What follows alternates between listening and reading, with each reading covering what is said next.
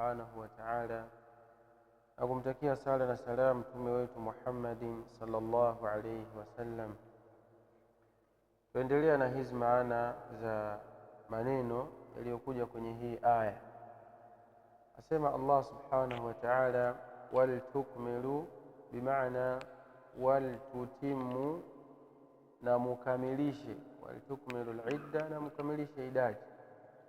Wal wawu harfu atfin, na hii wawu ni herufi ya kuunganisha.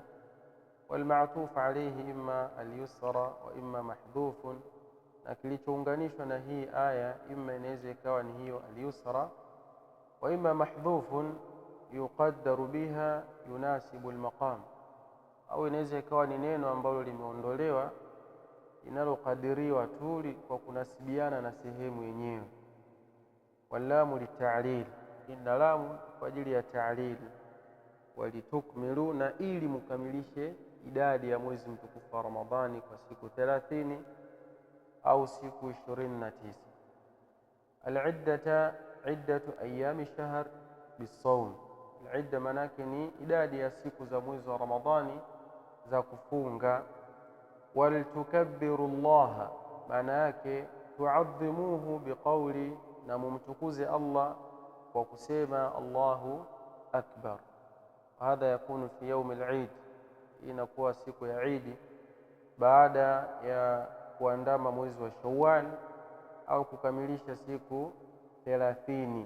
Unapoingia siku ya Eid, Waislamu yukabbirun, wanamtukuza Allah subhanahu wa ta'ala kwa kuleta takbirati mbalimbali. Ala ma hadakum, na mumtukuze Allah kwa yale aliyokuongozeni. Ala ma bayyanahu lakum min al-ahkam, kwa yale ambayo amewabainishieni katika hukumu mbalimbali za saum. Wawafaqakum lahu min ikmali al-iddati wa ma masdariya, na akakuwafikisheni katika kukamilisha idadi. Amekuongozeni kwanza, akakubainishieni hukumu mbalimbali, mkazifahamu mkazijua. Hiyo ni neema ya Allah. Lakini si hivyo peke yake, bali akakuwafikisheni kuyafanya mazuri aliyokubainishieni. Kwa hiyo mtukuzeni Allah subhanahu wa ta'ala kwa hilo jambo, kwa sababu amekufadhilisheni kwa wengi. Naam. Wala'allakum, la'alla litalil ay li ajli. Wala'allakum manake na ili mpate kufanya nini? Tashkurun, ili mpate kushukuru. Taqumuna bishukri ni'mati llahi alaykum bidhalika, musimamie kumshukuru Allah kwa neema alizokupeni. Bil i'tirafi biha, na neema inashukuriwa kwa mambo matatu. Jambo la kwanza al-i'tiraf, ni kukubali kuwa hiyo ni neema na imetoka kwa Allah subhanahu wa ta'ala. Na jambo la pili al-isnadu ila al-mun'im. Jambo la kwanza ni al-i'tiraf, neema yote uliyopewa inabidi ukubali kwamba ni neema. Jambo la pili al-isnadu ila al-mun'im, kuiegemeza kwa aliyokuneemesha. Na jambo la tatu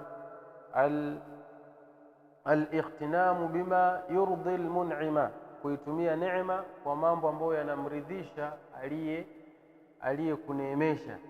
Na hapa anasema bil i'tirafi biha fi alqalbi, kwa kuikubali hiyo neema kwanza moyoni, ukubali kuwa neema amekupa Allah subhanahu wa ta'ala. Wal lisani, na kwa maneno nasema alhamdulillahi rabbil alamin, au alhamdulillahi ala hadhihi an-ni'ma, au kusema hata kwa Kiswahili namshukuru Allah kwa hii neema, na mtukuza Allah kwa hii neema, ni kushukuru kwa ulimi.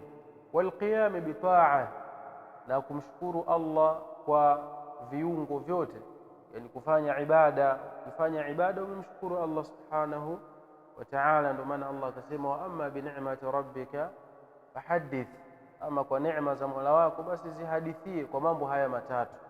Ukubali kuwa hiyo uliyokuwa nayo ni neema, ikiwa ni afya yako, mali yako, familia yako, kuijua dini yako, kuongozwa katika Uislamu, ni neema zote hizi lazima ukubali. Na kisha baadaye ukubali kuzirudisha kwa mwenyewe. Wama bikum min ni'matin famin Allah, hamuna neema yoyote nyinyi isipokuwa imetoka kwa Allah. Ukubali kuwa hii neema imetoka kwa Allah, na baada ya hapo basi itumie hiyo neema kwa mambo ambayo Allah anayapenda na kuyaridhia. Hapo utakuwa umemshukuru Allah subhanahu wa ta'ala. Naam, anni an qurbi au bu'di, katika aya ambayo Allah anasema wa idha salaka ibadi anni, watakapokuuliza waja wangu kuhusiana na mimi, maana an qurbi au bu'di, watakapokuuliza kuhusiana na umbali wangu au karibu wangu. Qaribun dani, mwambie niko karibu sana. Dani maana yake ni karibu. Wadhalika liihatatihi ta'ala bikulli shay'in, kwa sababu Allah kila kitu amekizunguka kwa elimu yake na uwezo wake. Kila kitu Allah, faqad ahata Allahu bikulli shay'in ilman, na Allah amekizunguka kila kitu kwa elimu yake na uwezo wake. Maana hata mwanadamu anapomwomba Allah afahamu kuwa Allah yuko karibu na yeye zaidi na anajua kila kitu anachokifikiria. Ujibu maana aqbal, ujibu maana kinakubali maombi ya waja wangu. Da'wat ad-da'i, suala sa'il, maombi ya muombaji. Faliyastajibu li faliyaqbalu shar'i, basi wakubali sheria yangu, manake wawe watiifu. Waliyanqadu li, na wawe wanyenyekevu kwangu mimi. Walamu lil amri, na lamu iliyokuja hapa ni ya amri, manake watu tumeamrishwa sisi waja wa Allah subhanahu wa ta'ala tukubali sheria ya Allah, tuipokee kwa mikono miwili bila kuwa na shaka, na tuwe wanyenyekevu pia kuyatekeleza yaliyoko ndani ya hiyo sheria ya Allah subhanahu wa ta'ala. Waliyu'minu bi, manake waliyusaddiqu bi, na wanisaddiqishe mimi. Allah subhanahu wa ta'ala asema hivi, wa biwahyi, na wahyi wangu ambao nimempa mtume sallallahu alayhi wasallam, ma'a alqabuli wal imtithal, pamoja na kupokea huo wahyi na kufanyia kazi.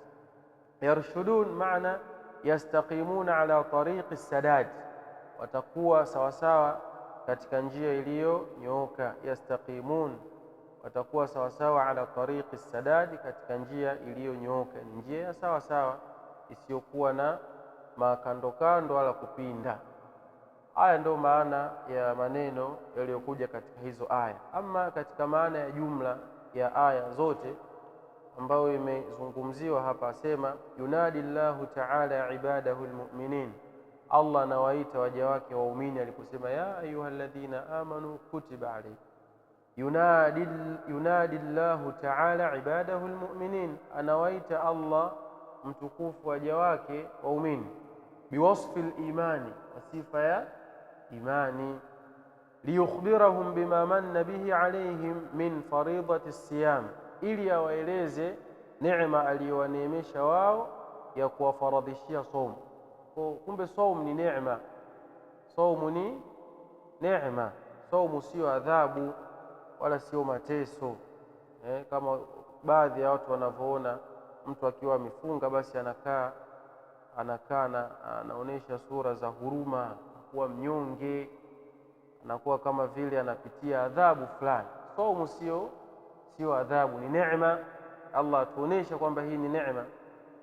Alladhi furida ala man kana qablahum, saumu ambayo ilifaradhishwa kwa waliokuwa kabla yao pia, yani kabla ya waumini. Min al-umami sabiqina, katika umma zilizotangulia. Lialla yatakhallafu anhum fi ta'ati Allahi ta'ala, ili wasiwe kinyume na hao umma waliotangulia katika kumtii Allah mtukufu, sababu wao waliwekewa saumu kwa ajili ya kumtii Allah na wawe karibu zaidi na Allah. Basi hata ummati Muhammad tumewekewa saumu ili tumtii Allah na tuwe karibu zaidi na Allah subhanahu wa ta'ala. Wa akhbara subhanahu annahu faradahu ala man kana qablana, na ameelezea Allah kuwa ameifaradhisha saumu kwa waliokuwa kabla yetu. Lina'rifa ahmiyata as-siyami fi shara'i, ili tujue umuhimu wa funga katika sheria za Allah subhanahu wa ta'ala. Wayatasalla bidhalika man yajidu mashaqqa, lakini anapata maliwazo na pumbao yule atakayepata uzito. Man yajidu mashaqqata as-siyami alayhi, ambaye anaweza kaona kuna uzito katika kufunga, basi ajue haikuanzia katika umma huu. Walikuwepo tayari wengine ambao wamefanya nini, wamefunga na wakaweza, na walikuwa ni wanadamu kama sisi tulivyo. Lidhalika mtu anapoambiwa umefaradhishiwa kufunga kama walivyofaradhishiwa waliokuwa kabla yenu, anajua moja kwa moja hili jambo si geni. Wapo waliofanya kabla yetu na wakaweza, hata sisi twaweza pia tukafanya bila kupata dhiki yoyote. Kwa hakadha jambo lolote ikiwa mtu analifanya na akajua tayari kuna waliolifanya waliokuwa kabla yake, inakuwa ni rahisi, tofauti na ikiwa yeye ndo aanza sasa, anaweza akapata kidogo uzito na dhiki. Lakini kama tayari lilishafanywa na watu wengine, inakuwa ni jepesi wala halimpi uzito. Thumma bayyana subhanahu a'dhama hikmatan fi siyami, kisha akabainisha Allah mtukufu hikma kubwa katika funga na malengo. Wahiya taqwa Allahi azza wa jalla, malengo ya funga ni nini? Ni kumcha Allah mtukufu, ni kumcha Allah subhanahu wa ta'ala.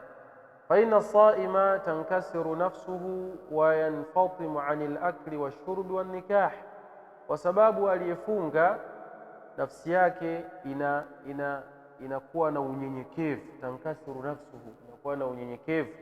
Wa yanfatimu 'anil akli, na inajizuia kula na kunywa na vile vile kufanya tendo la ndoa mchana wa Ramadhani. Fa inna hadhihi rubbama takunu sababan lilashar walbatar, kwa sababu haya yanaweza yakawa ni sababu ya mtu kutereza na kupotea, kula na kunywa pamoja na kufanya nini? Kufanya tendo la ndoa. Haya mambo yanaweza yakampelekea mtu akateleza. Wakati mwingine mtu akishakuwa ameshiba, mara nyingi huwa ana uwezo wa kufanya lolote, ndio akishashiba nakwambia njaa ni nini? Njaa ni mwana malevya. Njaa ni nini? Wanasemaje Waswahili? Shibe mwana malevya, njaa mwana malegeza. Yaani maana yake mtu akiwa na njaa analegea, anashindwa kufanya chochote, lakini akiwa ameshiba anaweza fanya chochote, anaweza akaamua afanye lolote lile katika nafsi yake. Lidhalika haya mambo Allah kidogo akatupa wakati sasa tuwe watiifu kwake, yaani muda fulani mtu asifikirie chochote zaidi ya kumtii Mola wake.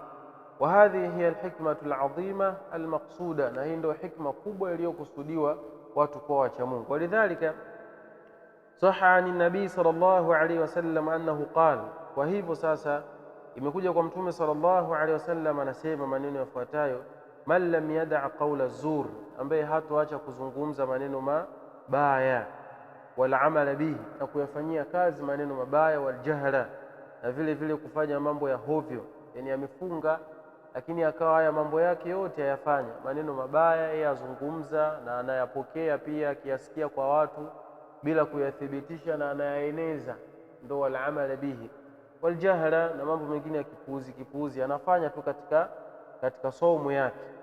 Asema Mtume sallallahu alaihi wasallam katika hadithi ambayo ameipokea Imam al-Bukhari katika kitabu Saum, asema falaysa lillahi hajatun an yada'a ta'amahu wa sharaba mtu huyu Allah hana haja na yeye kuacha chakula chake na kinywaji chake. Yani kama mtu hatoweza kujizuia kufanya mambo ya hovyo na mambo maovu mchana wa Ramadhani hali ya kuwa amefunga, na hata baada ya kufungua, basi ajue kuwa Allah subhanahu wa ta'ala hana haja na njaa zake na kiu chake, hana haja na njaa zake na kiu chake. Na hii haimaanishi kwamba aendelee kufunga hivyo hivyo, kwa sababu akila atakuwa amefanya jambo zito zaidi ya kufunga na anafanya haya mambo. Wabayana subhanahu, na akabainisha Allah subhanahu wa ta'ala anna hadha siyama almafruḍa, kuwa hii saumu iliyofaradhishwa laisa sinina wala shuhuran, si miaka mingi wala si miezi mingi. Yani watu walipofaradhishiwa saumu basi wasione kwamba itakuwa ni muda mrefu, mtu anafunga labda miaka miwili au miezi 6 yuko katika saumu. Hapana, wa inma huwa ayyamun qalailu, ni masiku machache tu. La tajibu illa ala sahihi almuqimi, tena hayo masiku machache sio lazima kufunga isipokuwa kwa mtu ambaye ana afya njema na ni mkazi wa nyumbani, minal mukallafina, katika wale waliopewa sheria na Allah, yani ambao ni lazima watekeleze ibada. Mtu mwenye akili yake timamu, muislamu mwenye akili timamu na amebalighi, ana afya yake safi, yuko nyumbani, sio msafiri. Ikiwa ni upande wa mwanamke hana udhuru wote wa hedhi wala nifasi, anatakiwa afunge. Ama almaridh walmusafir, ama mtu mgonjwa na msafiri, fala yajibu alayhi masawm, wala si lazima wao kufunga. Hala almaradhi wasafar, wakati wa maradhi pamoja na safari. Wa inma alayhi ma iddatun min ayamin ukhar, isipokuwa ni juu yao sasa wao kulipa katika masiku mengine idadi ya siku walizofungua. Thumma bayyana subhanahu takhfifan akhar, kisha Allah kabainisha wepesi mwingine aliyoweka katika umma huu, wa huwa takhyiru almutiqina lisawmi baina ay yaftadu anhu, ni kuwakhiarisha wanaoweza kufunga baina ya kufunga au kutoa fidia ya chakula. Hii ni mwanzoni mwanzoni wakati saumu ikifaradhishwa ilikuwa ina ikhtiyari, mtu anachagua ima afunge au alishe maskini, bi tuami miskinin likulli yawmin, kwa kulisha maskini mmoja kila siku, au yasumu wa saumu khairu, au wafunge lakini kufunga ni bora zaidi kuliko kulisha maskini. Wa hadha fi awwal fardhi siyam, na hii ilikuwa ni mwanzoni faradhi ya saumu ikianza. Litaqabbulihi nufus shay'an fa shay'an, ili nafsi ipokee saum kidogo kidogo izoee. Fayasahulu alayhi tatbiquhu, na baadaye inakuwa ni rahisi kuitekeleza, inakuwa ni rahisi kuitekeleza baada ya kuwa ameizoea kidogo kidogo. Thumma bayyana Allah waqta hadha as-siyami al-mafrudh ala hadhihi al-umma, kisha Allah akabainisha wakati wa hii saum kwa umma huu, biannahu al-waqtu alladhi fihi a'zamu munasabatan, yani ni wakati ambao unanasibiana zaidi na saum, wa huwa shahru ramadan alladhi anzala Allah ta'ala fihi al-Qur'an, wa huwa shahru ramadan, na ni mwezi wa Ramadhan, alladhi anzala Allah ta'ala fihi al-Qur'an al-'azima, ambao ndani yake Allah ameiteremsha Qur'ani tukufu, hadiyan linnasi wa mubayyinan min al-ilmi an-nafi', ambao yawaongoza watu na kuwabainishia elimu yenye manufaa, wal furqani sahihi, na ubainifu wa wazi kabisa uliokuwa sahihi, ma la nadhira lahu fi ayi kitabin akhar, ubainifu usiokuwa na mfano wote katika kitabu kingine. Qur'ani haina mfano wake.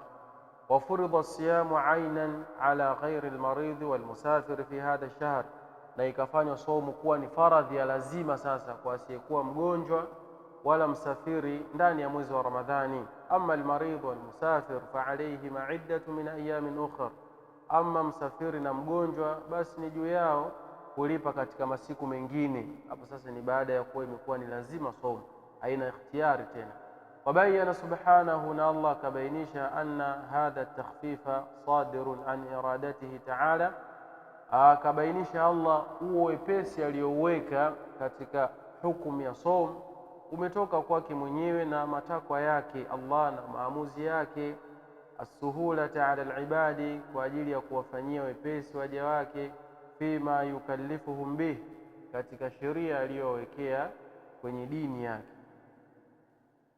وأنه لا يريد بهم المشقة والإجهاد فيما كلفهم به, na Allah wala hawapendelei waja wake uzito, hapendelei waja wake wapate uzito wala mashaka katika yale aliyowakalifisha nayo wayafanye. Wa annahu yuridu an yukmilu iddata ash-shahr kama umiru, anachokitaka Allah na kukipenda zaidi ni waja wake wakamilishe idadi ya mwezi wa Ramadhani kwa kufunga kama walivyoamrishwa. Wa an yu'azzimu Allah ta'ala bitakbir, na wamtukuze Allah kwa takbiri mbalimbali, ala ma arshadahum ilayhi, kwa yale aliyowaongoza ni siku ya Eid. Wafaqahum min ikmali al-idda, amewaongoza pia akawawafikisha kukamilisha idadi ya mwezi wa Ramadhani. Wa an yashkuru ni'matahu alayhim bidhalika, na wamshukuru Allah kwa neema hiyo, wamshukuru Allah kwa hiyo neema ya kukamilisha mwezi mtukufu wa Ramadhani. Thumma akhbara Allahu ta'ala nabiyahu sallallahu alaihi wasallam, kisha mwishoni tukimalizia hapa Allah kambainishia mtume wake Muhammadin sallallahu alaihi wasallam, idha sa'alahu al-ibadu anhu, ikiwa watamuuliza waja wa Allah kuhusiana na Allah, annahu subhanahu qaribun minhum, basi yawajibu kuwa Allah yuko karibu na wao. Yujibu da'wata da'i idha da'ahu, anamjibu maombi ya anayeomba pale anapoomba, biikhlasin, kwa ikhlas, anapoomba kwa unyenyekevu na kumtakasia Allah dini yake, ikawa hana mashaka yoyote, ana yaqini vizuri kabisa, akamuomba Allah kwa ikhlas, waftiqarin, na kwa uhitajio, yani anamuomba Allah kwa ikhlas, lakini pia anaonesha yeye anahitajia kweli kweli kwa Mola wake, wa husni dhannin, na akawa na dhana nzuri, anachokiomba anamdhania Allah kuwa atampa, wala hana shaka katika hilo, basi asema Allah subhanahu wa ta'ala yuko karibu na aitikia hayo maombi.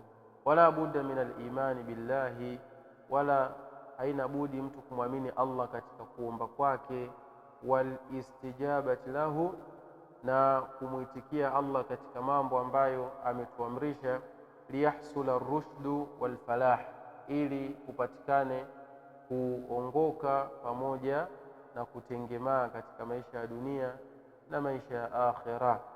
Hadha huwa maana al-ijmali min hadhihi al-ayat, na hii ndo maana ya jumla katika hizi aya zote ambazo tulizisoma kuanzia wiki iliyopita.